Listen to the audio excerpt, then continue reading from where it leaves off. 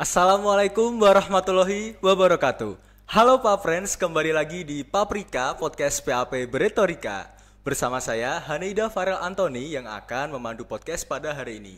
Guys, kita kan kemarin udah bahas soal Masba PAP, kita udah bahas di Spotify juga, dan kita juga udah berbincang dengan Mawapres nih. Nah, hari ini topiknya nggak kalah seru nih teman-teman. Kita bakal bahas oleh seorang narasumber yang menjadi awardee beasiswa Pertamina Sobat Bumi dan juara 1 lomba isei nasional di Festival Perkantoran nih. Langsung kita sambut aja. Selamat sore Mas Ardi. Halo, sore Farel. Gimana kabarnya hari ini Mas? Alhamdulillah sih baik sih, tapi tadi agak pusing sih karena ada Kenapa? kuis. Ada kuis? Iya, Kuis dari mana Mas? Kuis dari apa ya? Matkul sampling gitu. Aduh. Pusing. Aku juga nggak tahu itu Mas. Nah Mas Ardi ini dari Prodi Statistika ya Mas? Iya. Dari FMIPA. Iya, Oke Mas Ardi, ini dia Mas Ardi ya, seorang awardee beasiswa dan juara 1 lomba isei nasional Vesper. Mas Ardi, walaupun kita baru pertama kali ketemu gini kan, aku tuh langsung termotivasi gitu loh rasanya. Kayak dari dulu aku pengen banget ikut beasiswa dan menang gitu, dan juga menang juara lomba juga. Yang kemarin-kemarin tuh baru aja oprek apa tuh namanya, beasiswa unggulan, ya kan? Nah unggulan dari Kemendikbud itu kan. Nah itu aku juga coba apply tapi ya kurang beruntung sih akhirnya. Nah jadi hari ini aku pengen tanya-tanya nih sama Mas Ardi tentang motivasi, pengalaman dan sebagainya gitu ya. Oke Mas Ardi, aku pengen tanya nih, kira-kira bisa diceritakan nggak pengalamannya ikut beasiswa dan ikut lomba itu kayak gimana? Terus kesulitan yang dihadapi itu apa aja sih? Oke, mungkin dari beasiswa dulu kali ya. Ya. Awalnya tuh sebenarnya ini agak unik ya. Soalnya itu aku tuh sebenarnya nggak niat untuk ikut beasiswa Sobat Bumi itu, tapi karena temanku itu ada yang mereka pada ikut, terus aku kayak ya udah FOMO gitu kan. Iya paham. Kayak aku nggak ikut gitu kan. Iya. Ya udah aku ikut lah, terus coba iseng-iseng daftar, ternyata butuh yang namanya isei pas itu. Iya, isei. Nah terus setelah itu aku cobalah, awalnya aku baca dulu nih kayak Sobat Bumi ini apa sih visi misinya, terus gimana sih kriteria kayak orang yang mereka cari itu kayak gimana. Itu kan kayak oh berarti kita tahu nih bagaimana sih caranya kita memposisikan supaya para penyeleksi itu kayak tertarik sama kita gitu kan. Ya terus setelah aku baca, aku tahu visi misinya itu, mulailah aku membuat esainya. Nah itu aku sebenarnya tuh esainya tuh sebenarnya simple banget. Mungkin kalau yang lain tuh ada yang kayak bikin yang sesuatu yang wow. Iya benar ya. Tapi aku sebenarnya tuh simple banget karena cuma mengangkat tentang masalah desaku aja. Dimana itu tuh sebenarnya kan aku ikut Karang Taruna juga ya. Iya. Nah terus aku ada kegiatan yang menurut aku ya linear sama visi misinya Sobat Bumi. Dimana kayak misal menanam di sungai gitu, terus mungkin reboisasi kayak gitu. Nah terus ada juga kemarin yang tentang UMKM gitulah. Nah terus setelah aku memasukkan itu semua, aku ada juga nih scroll TikTok. Iya. Ya, kan? Tiba-tiba ada keluar satu konten kreator tuh, dia awardee juga Sobat Bumi tapi yang angkatan sebelum aku. Oh, angkatan sebelumnya. Iya. Terus kayak dia bukan nawarin sih, kayak lewat FYP kayak dia itu nyediain kayak konsultasi atau bukan konsultasi atau kayak jasa mungkin bantu kasih saran gitu ya. Nah, terus benar. udah aku kayak cobalah, kayaknya bagus juga nih, aku coba kontak dia. Nah terus setelah aku kontak ternyata tuh dia welcome banget.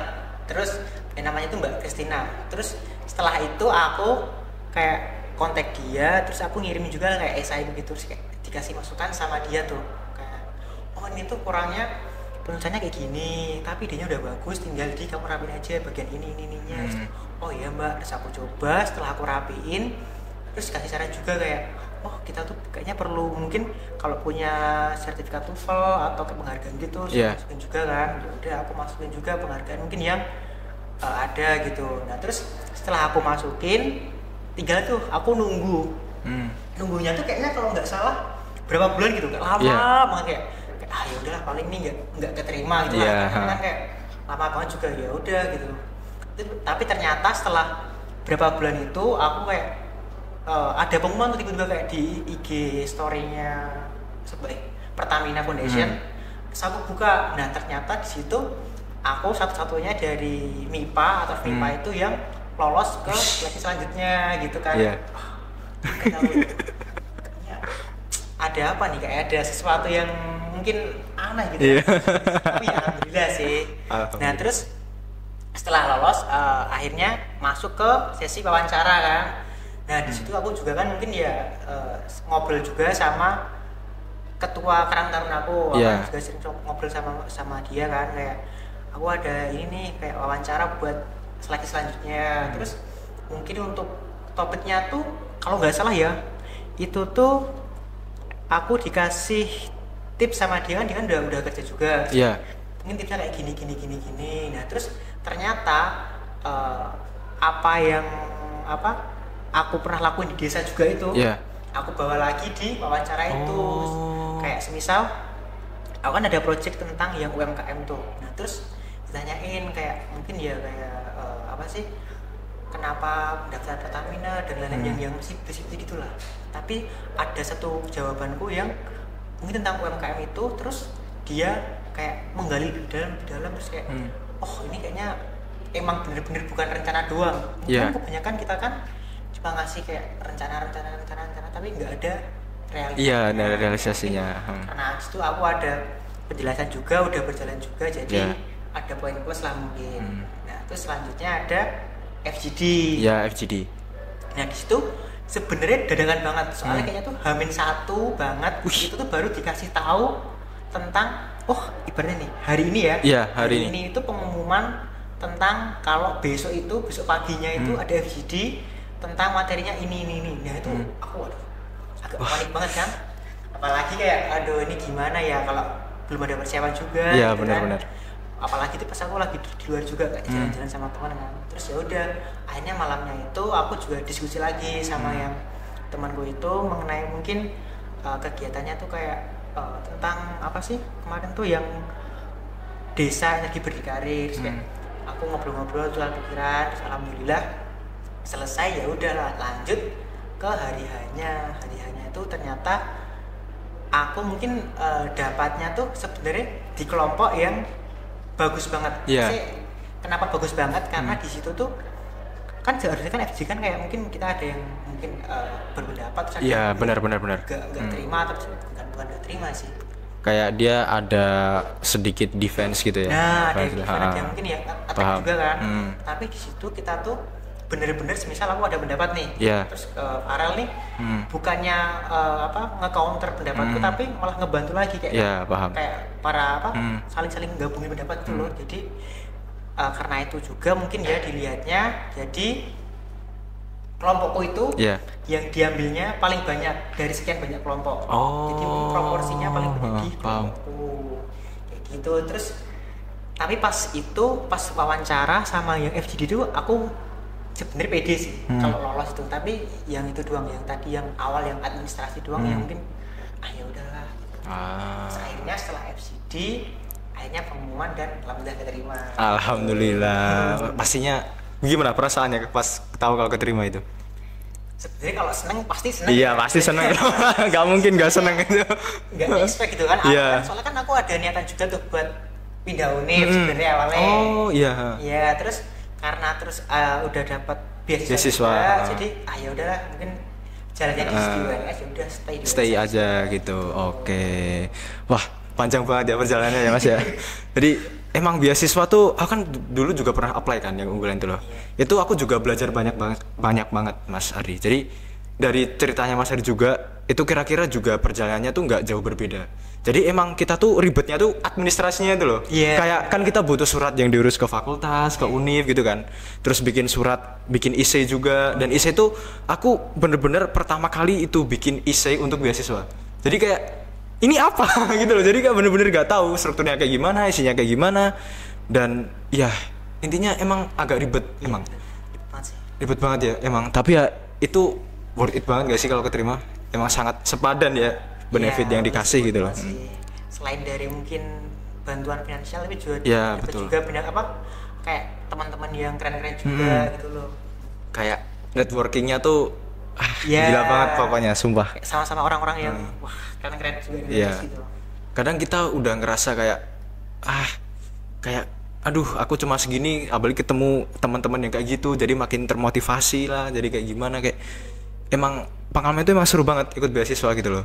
Nah aku pengen tanya gini Mas, dari cerita tadi yang beasiswa itu yang paling sulit tuh menurut Mas Ardi yang mana? Kalau menurut Momen aku paling ya, sulit? paling sulit itu sebenarnya pas administrasi. Administrasi ya? Kenapa gitu? Karena kan dari banyaknya orang yang daftar itu Iya. paling banyak motongnya tuh yang di administrasinya. Oh. Itu paling banyak Ah. banget. Banyak yang ketolak tuh di situ. Iya benar. Kalau nggak salah 20.000 atau 19.000 jadi 3.000 atau 1.500. 20.000 jadi 1.500-an? Iya makanya kayak Gila. banyak banget kan. Terus setelah itu juga tuh mungkin aku nggak terlalu tahu ya kayak yang dinilai itu apakah satu persatu atau mungkin ada gimana kan banyak banget tuh. Iya Jadi, benar. dan lama juga tuh paling lama itu, makanya aku kayak aduh ini kayaknya nggak keterima deh. Tapi setelah lolos itu, nah yang apa wawancara sama yang FGD itu mungkin lebih enak buat dipersiapkan. Iya benar. Jadi administrasi ya, benar ya berarti. Iya. Nah, oke kalau yang tadi kan soal beasiswa ya. Iya. Nah aku pengen tanya soal yang lomba yang di Vesper itu gimana Mas ceritanya? Oke. Ini tuh sebenarnya ya agak nyambung juga sama yang tadi yang beasiswa. Iya. Jadi kan waktu itu kan baru ada kegiatan tentang menanam mangrove Menanam mangrove. sama Silvi kan. Nah, terus Oh iya. ditawarin tuh kayak ini mau nggak ada lomba prodi aku nih ikut aja gitu esai. Terus aku lihat-lihat oh yaudah deh boleh. Terus aku daftar lah itu tapi hamin berapa ya? Itu tuh hamin tinggal berapa hari doang kan? Berapa itu? Tapi terus kayak tanya kan kayak oh ada perpanjangan nggak, ternyata tidak ada. Terus yaudah kayaknya masih bisa nih. Yaudah aku terus cari teman tuh kayak siapa ya yang mau ya, aku cari temen yang ini kayak pada sibuk organisasi, ada yang lomba juga yang lainnya. Terus yaudahlah sama yang siapa aja gitu kan. Terus akhirnya aku ngajak temanku bikin itu. Awalnya aku udah ada konsepnya juga kan, tinggal ngobrol sama dia, aku jelasin konsepnya kayak gini tinggal eksekusi aja ya udah. Terus lolos final kan, ya udah kayak kita persiapan buat apa ya finalnya ya. Iya. Nah mungkin tapi karena udah ada gambarannya konsepnya juga, jadi sebenarnya nggak terlalu nyiapin dia kayak gimana sih, tapi udah ada di kepala jadi ya udah aman gitu sih. Oh, oke. Nah jadi itu tadi teman-teman pengalamannya ikut lomba di festival perkantoran ya Mas. Dan kebetulan aku juga salah satu panitianya. Aku panitianya di Vesper juga. Dan pastinya juga bisa menambah insight ya soal ISE ya pastinya ya, menambah kompetitif dan sebagainya, apalagi tadi di beasiswa yang Sobat Bumi tadi. Nah aku pengen tanya Mas, mungkin Mas Hardi bisa ngasih tips yang oke buat teman-teman penonton yang buat pengen join beasiswa atau ikut lomba gitu. Oke, mungkin kalau yang dari beasiswa ya, yang pertama tuh pasti kalian harus nentuin dulu kayak apa aja sih syaratnya dari beasiswa itu, harus ketemu juga minimal yang administrasinya tadi itu. Terus yang kedua kalau semisal kalian ada mungkin esai atau apa gitu, tentuin juga kayak visi misi dari beasiswa itu kayak gimana, kayak apa yang dicari dari beasiswa itu apa sih, orangnya gimana sih yang mereka cari itu. Jadi kayak kita harus mungkin apa ya, kalau orang kita harus kayak ngerias diri kita supaya sesuai sama yang mereka pengen gitu kan. Iya paham. Nah, terus selain itu juga pastinya juga harus mempersiapkan sebenarnya ya, mending kalau ada teman ataupun siapapun yang ngajak kamu hal-hal yang positif, mending kayak iyain aja. Soalnya kita nggak bakal tahu kayak mungkin itu bakalan berdampak ataupun bermanfaat buat kita ke depannya. Iya, gitu benar kan. banget. Ya terus ya pastinya juga doa orang tua juga itu perlu. Iya, itu. pasti. Terus kalau yang esai ya, sebenarnya esai itu aku mulainya dulu tuh sejak SMP sih. Jadi kayak SMP itu aku ada ikut kayak lomba apa sih namanya, kayak karya ilmiah gitu. Karya ilmiah ya. Nah, terus ya ada bekal itu, terus ya udah buat di kuliah ini tinggal nyesuaiin aja kan, mungkin esai kan apa ya ide ya, kayak nyampein ide kita ya. Jadi aku tuh lebih suka tentang kayak eksplorasi ide. Jadi kayak ada ide-ide yang terkait di kepala tuh ya udah aku keluarin aja, terus tinggal disesuaikan sama temanya, tema sama lihat penilaian. Kayak pasti kan ada di booklet tuh ada kayak penilaiannya, misal bobotnya berapa persen gitu. Nah lihat yang paling besarnya apa aja, terus temanya apa aja, sesuaiin aja sama itunya. Yang kalau yang bobotnya paling besar, kalau bisa jangan sampai di apa ya diabaikan. Kayak gitu sih. Oke, jadi itu tadi guys tips dari Mas Ardi ya, yang udah jadi awardee beasiswa dan juara lomba ISE. Yang pertama tadi tuh kalau aku bisa highlight, yang beasiswa itu kita harus riset dulu, ya kan Mas? Kita harus tahu nih ini beasiswa apa, tentang apa tujuannya, visi misinya apa dan segalanya. Kita harus tahu semuanya sebelum kita apply gitu loh. Ini cocok apa enggak dengan kita, ini benefitnya sesuai apa enggak dengan yang kita inginkan dan sebagainya. Jadi sebelum kita apply kita harus tahu dulu itu semuanya, iya kan Mas? Nah terus yang kedua, ini penting banget sih Mas. Kalau ada temen yang ngajak buat hal yang positif, ikut aja. Beneran ikut aja. Karena pun aku juga sangat bersyukur di prodiku juga dikelilingi oleh orang-orang yang positif juga. Aku pun ikut beasiswa yang kayak gitu juga. Sebenarnya ada ajakan dari temen juga gitu loh.